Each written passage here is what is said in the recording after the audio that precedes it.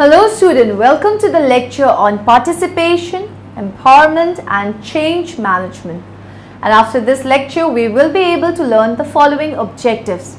Understand concept of participation, explain workers' participation management, define limitation of participation, discuss employee empowerment, describe quality circles and explain change management.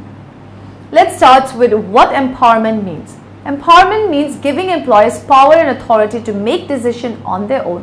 When people are allowed to work with minimal interference from their superiors and are given the authority and responsibility to make decisions, they are said to be empowered. Employees can be empowered by ensuring their participation in decision making. Coming to India from the land of the free and the home of the brave, we mistakenly thought it was our duty to rescue Indian women from the confines of their male-dominated society by spreading our progressive values. We glorified America as the pinnacle of equality in the present day, so it was easy to identify flaws in India's cultural stance toward women that to us appeared to be outdated and narrow-minded. We saw veiled women as being denied their identity and assumed they weren't given a voice. The apparent absence of women in public led us to believe that they were all confined to domestic spheres. In our minds, these women wanted and needed liberation, and we were here to help them achieve it. We were well versed in the benefits of women's empowerment initiatives taking place globally in an effort to alleviate poverty. An educated woman is more likely to postpone marriage, delay childbirth, have fewer children, invest more thoroughly in her family's health, education, and overall well-being. By empowering women to take part in household and community decisions, this virtuous cycle continues across generations. Working at a women's center in one of Jaipur's low-income neighborhoods, our task was to impart basic computer literacy skills to a group of women and girls over the course of 6 weeks. It seemed logical that these abilities would improve the likelihood of them getting a job, enable them to teach their children, and in the big picture, advance the global movement towards women's equality. Curious about what these women were wanting out of the class and what they understood empowerment to be, we interviewed them and quickly noticed a trend in their responses. They expressed that empowerment meant a woman's ability to make her own decisions and be independent. One woman in our typing class named Nikita, age 28, is educated and possesses her BA, but continues to define herself first and foremost as a housewife. What is motivating her to further her education? She says she wants to learn computer skills in order to teach her children in the hopes of a better life for them. However, even if they go to school and graduate, will they be expected to marry, move in with their husbands, and care for their families just as she did? Will the young girls taking this class, the ones who want to be teachers, doctors, and mothers, truly be able to take control of their lives? These women can become educated, but without changing underlying values toward women and addressing their own competence and self-worth, this societal paradigm is unlikely to change. That said, we realize our experience has essentially been limited to one community, which can't possibly represent the reality for India's 1.2 billion citizens. Currently, the status of women in India is a tremendous contradiction. Their president is a woman, 1/3 of seats of parliament are reserved for women, they have the largest female workforce in the world, and most major banks are run by well-respected female administrators. Despite these seemingly progressive accomplishments, India also has the highest number of uneducated girls in the world. Issues such as arranged marriages, low literacy rates, malnutrition, dowries, bride burnings, and selective abortions are all real, present, and alive concerns faced by many of India's women as we speak. Although empowering women may be the first step, deep-seated historical and cultural obstacles also need to be surmounted. A collective shift in the minds and perspective of the entire society should occur, in addition to individual empowerment, in order to transform the status of women.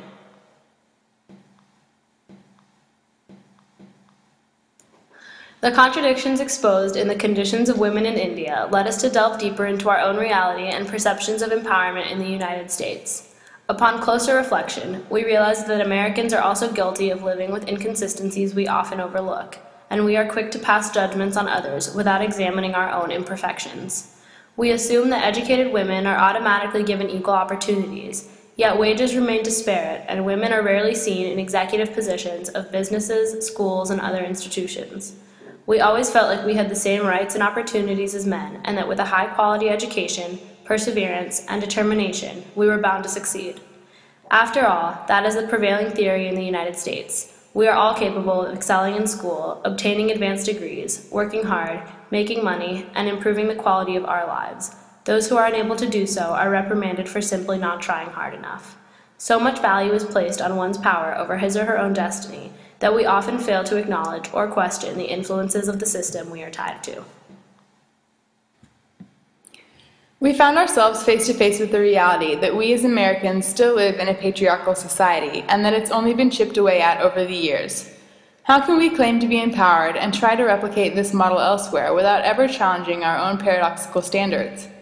Women still have to work harder to earn respect and credibility in the workplace, and fighting against discrimination and unequal wages remains a persistent struggle. In today's world, we revere successful women in politics and business, the ones who've beaten out men at their own games. But when will we realize that the playing field needs leveling? It might not come down to wondering whether we're empowered, whether you're empowered, whether Nikita is empowered, but instead whether our communities empower us. Deeply entrenched societal expectations and gender roles all around the world need to be addressed before individual empowerment can amount to profound change of any kind. We've come a long way, but we definitely don't have all the right answers yet. Perpetually trying to adapt to a world designed by and for men isn't the answer, nor is striving for female dominance by simply tipping the scales. Rather, the ultimate goal should be one of a world that transcends gender bias and fosters true equality. Participation is defined as the mental and emotional involvement of people in the activities of the group, which encourages them take responsibility for and contribute to the achievement of group goals. Participation proves advantageous for the organization in many ways. It improves the quality and quantity of output. It also improves the motivation levels of employees, decreases the rate of attrition and absenteeism, and improves communication within the organization. Other lesser tangible benefits are decreases in the number of conflicts, lower stress levels, greater commitment to goals, and lower resistance to change. Certain prerequisites are essential for participation. For instance, adequate time should be allowed for participation, and the potential benefits of participation should be greater than the cost involved. For participating effectively, the employees must also have the relevant abilities and skills and should be interested in that particular area of work. The participants should be able to exchange their ideas effectively with each other, and they should not perceive the process as a threat to their position or status. The degree of participation also depends on the area of job freedom for that particular department. There are many programs that can be used to encourage participation of employees.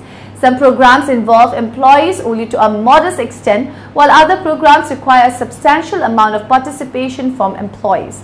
The most common participation programs are consultative management, suggestion programs, quality circles, and TQM middle management committees, industrial democracy, and self-management teams.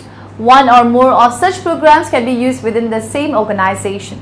Consultative management refers to the practice of managers obtaining feedback and contribution from employees on certain issues for making decisions. Students, let me tell you the concept of participation. Participation in the development context is a process through which all members of a community or organization are involved in and have influence on decisions related to development activities that will affect them. That implies that development project will address those community or group needs on which members have chosen to focus, and that all phases of the development process will be characterized by active involvement of community or organization members. ADF is committed to the concept that development projects are most likely to succeed when there is active involvement and commitment of those people who will be affected by and have a vested interest in the activity to be pursued. Ideally then, the project that ADF funds are initiated by reflect the priorities of and present the ideas put forward by the members of the implementing group. Projects are the result of a self-directed efforts based on a shared vision of and commitment to solving a problem that affects them. Similarly, the management and decision-making processes the group uses requires active involvement and transparency of all members, which is evident in a free and open exchange of information. As a result of participation, all members of the group or community understand not only the goals and objectives of the project, they also understand the roles and responsibilities each member has in the implementation of the project. Since ADF works directly with grassroots groups, it understands that the proposal it receives often require refinement. Therefore, the Foundation expects that the question it may pose about project feasibility or viability will require that ADF allow the time for the group to address the issue raised, consider options and reply. In this way, ADF cedes the leadership of the project design process to the group rather than impose revision to the plan. ADF includes project participants in the project refinement process as a necessary step that provides participants with the opportunity to learn how project proposals are analyzed. It also encourages consideration of ideas that might not have been included in the original concept. In this way, project participants understand and concur with any project design revision, with the result that commitment to the project is not impaired. In the broader development context, it is important to note that these opportunities for grassroots groups' participation in the design of projects enhances the probability that such groups will begin to appreciate the value of participation and may become active in other spheres that affect their lives. Moreover, it is only through participation at the grassroots level that marginalized groups become contributors to economic progress in their countries. For the foundation of national economic growth and prosperity rests in part on the extent to which those with the least are able to become economically viable.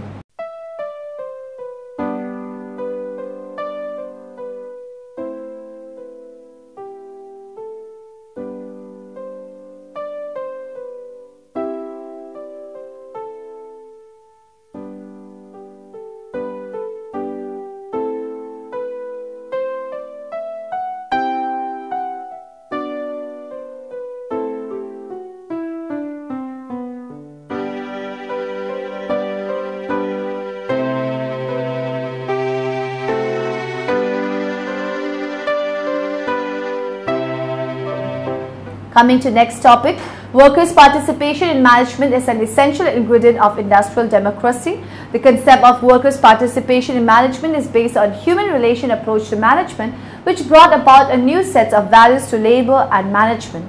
Traditionally, the concept of workers' participation in management, WPM, refers to participation of non-managerial employees in the decision-making progress of the organization. Workers' participation is also known as labor participation or employee participation in management. In Germany, it is known as co-determination, while in Yugoslavia, it is known as self-management. The International Labour Organization has been encouraging member nations to promote the scheme of workers' participation in management.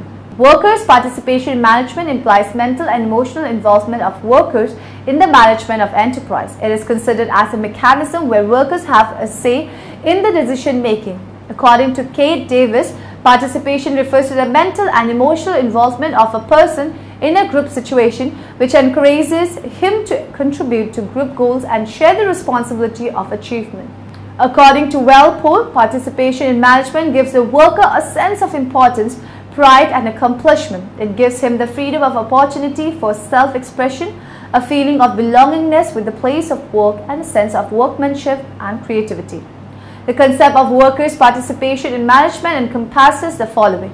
It provides scope for employees in decision-making of the organization. The participation may be at the shop level, departmental level, or at the top level.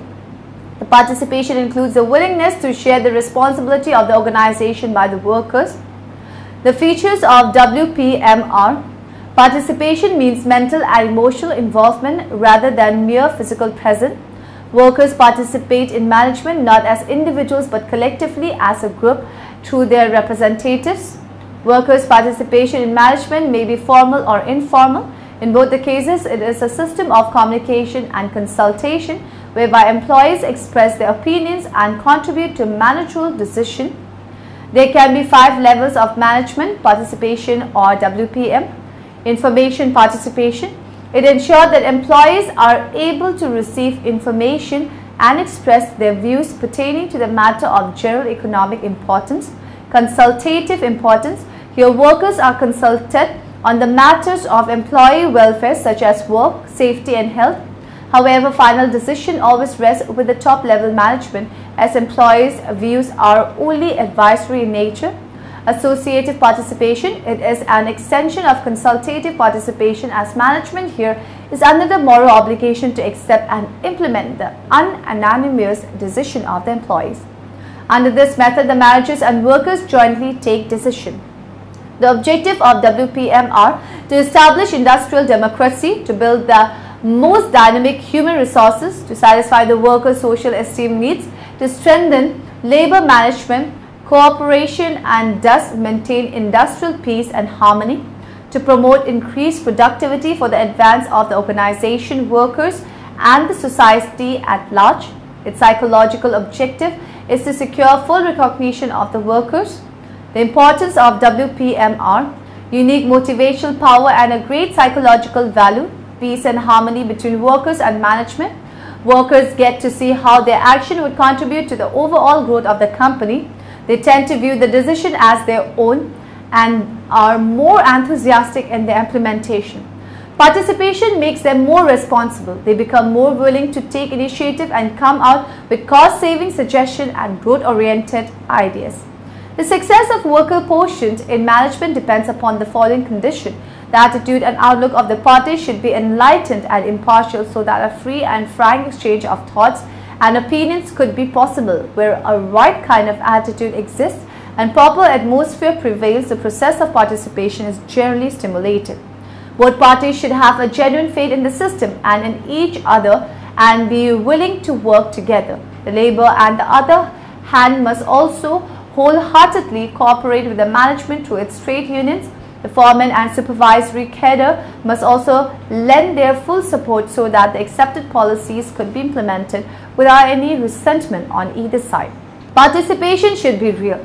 The issues related to increase in production and productivity, evaluation of costs, development of personnel and expansion of markets should also be brought under the jurisdiction of the participating bodies. These bodies should meet frequently and their decisions should be timely implemented and strictly adhered to further.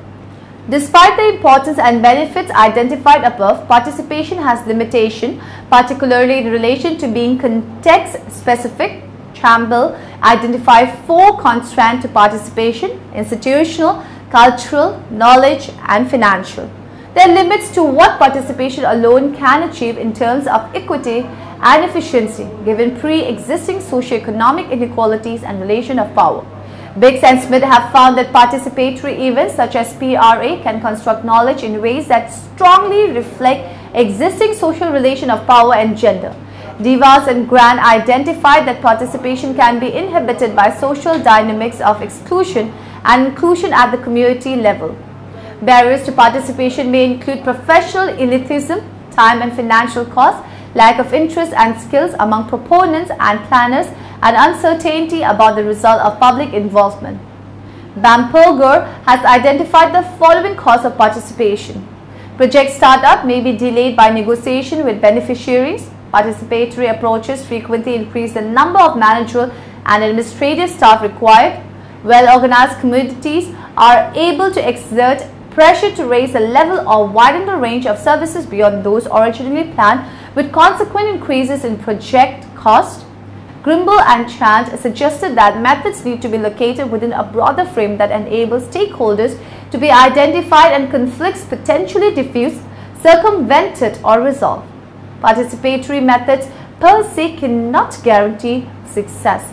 Kriminger found that of projects implementing various methods of community participation, the smallest schemes and the newest ones were performing best in terms of long-term sustainability. Specters argued that participation places unrealistic demands on people with more pressing demands on their time. Non-participatory methodologies for resource management have negative impacts for efficiency, but the damage that poor participatory methodologies do is more significant in setting norms and expectation for future participatory methodologies, even if they are better designed and informed with the right intention. Tell me, student, do you know what employee empowerment is? Employee empowerment is a term that is used to express the ways in which non-managerial staff members can make decisions without consulting their bosses or manager. These decisions can be small or large, depending upon the degree of power with which the company wishes to invest employees. Employee empowerment can begin with training and converting a whole company to an empowerment model. Conversely, it might merely mean giving employees the ability to make some decision on their own. What motivates people to work? Money may be the primary reason, but beyond a certain limit, it fails to. Organizations have been trying out different things to increase the level of motivation of its employees. Employee empowerment is one of them. Employee empowerment means that an employee is given a chance to be enterprising, take risks without compromising with organizational goals, mission and vision. His say in the process of decision making increase. This can be for one particular individual or for the entire organization. The latter case, it is called participative management. There are pros and cons to this employee empowerment, whereas it is said and has been observed that participative management may lead to increased productivity, motivation, job satisfaction and quality enhancement.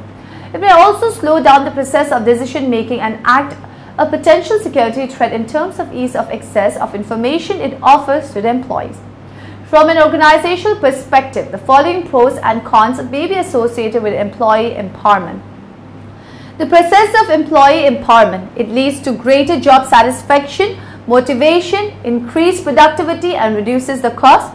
It also leads to creativity and innovation. Since employees have the authority to act on their own, there is increased efficiency in employees because of increased ownership in their work, lesser need of supervision and delegation, focus on quality from the level of manufacturing till actual delivery and service of goods.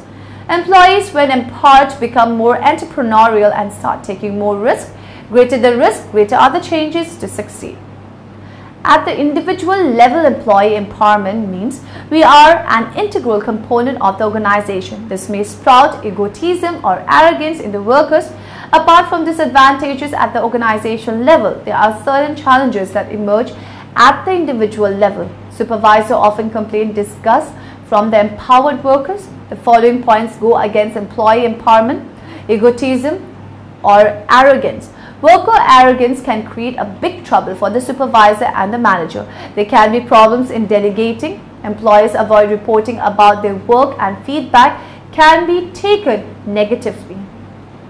Security. Since information comes and is shared by all, there are apprehensions about leakage of critical data. Risk. Creativity and innovation demands a greater risk-bearing capacity and there are equal chances of success and failure. Workers often lack the expertise to execute our enterprise, which can cost big. Industrial democracy. Labor unions and workers are empowered and they may misuse the same. Strikes and lockouts become more frequent. Also, labor unions gain insights into management and their functioning and they leak the same. Now we shall talk about quality circles. Quality circle is a participatory management technique that enlists the help of employees in solving problems related to their own jobs. In their volume Japanese Quality Circles and Productivity, Joel E. Rose and William C. Rose define a quality circle as a small group of employees doing similar or related work who meet regularly to identify, analyze and solve product quality and productivity problems and to improve general operation. The circle is a relatively autonomous unit, ideally about 10 workers, usually led by a supervisor or a senior worker and organized as a work unit. Employees who participate in quality circles usually receive training in formal problem-solving methods such as brainstorming, analysis, and cause and effect diagrams that are encouraged to apply these methods to either specific or general company problems. After completing an analysis, they often present their findings to management and then handle implementation of approved solution. Did you know quality circles were originally associated with Japanese management and manufacturing techniques? The introduction of quality circle in Japan in the post-war years was inspired by the lecture of W. Edwards Deming, 1900 to 1993. Change management is a term that is bandied about freely. Sometimes it's a space goat for less than settled result. That initiative failed because we did not focus enough on change management, and it's often used as a catch-all for project activities that might otherwise get overlooked. When we implement that new process, let's not forget about the change management. Change management is a structured approach for ensuring that changes are thoroughly and smoothly implemented and that the lasting benefits of change are achieved. Theories about how organizations change draw on many disciplines from psychology and behavioral science through to engineering and system thinking. The underlying principle is that change does not happen in isolation. It impacts the whole organization system around it and all the people touched by it. In order to manage change successfully, it is therefore necessary to attend to the wider impacts of the changes as well as considering the tangible impacts of change. It's important to consider the personal impact on those affected and their journey towards working and behaving in new ways to support the change. The change curve is a useful model that describes the personal and organizational process of change in more detail. Change management is therefore a very broad field, and change management approaches vary widely from organization to organization and from project to project. Many organizations and consultations subscribe to formal change management methodologies. These provide toolkits, checklists, and outline plans of what needs to be done to manage changes successfully. Now, in the end, let us summarize what we have learned in this lecture. The most common participation programs are consultative management, suggestion programs, quality circles and TQM, middle management committees, industrial democracy and self-managing teams. The concept of workers' participation in management is based on human relation approach to management, which brought about a new set of values to labor and management. The attitude and outlook of the parties should be enlightened and impartial so that a free and frank exchange of thoughts and opinions could be possible. Despite the importance and benefits identified above, participation has limitations, particularly in relation to being context specific. Empowerment is defined as the process that provides greater autonomy to employees through the sharing of relevant information in the provision of control over factors affecting job performance.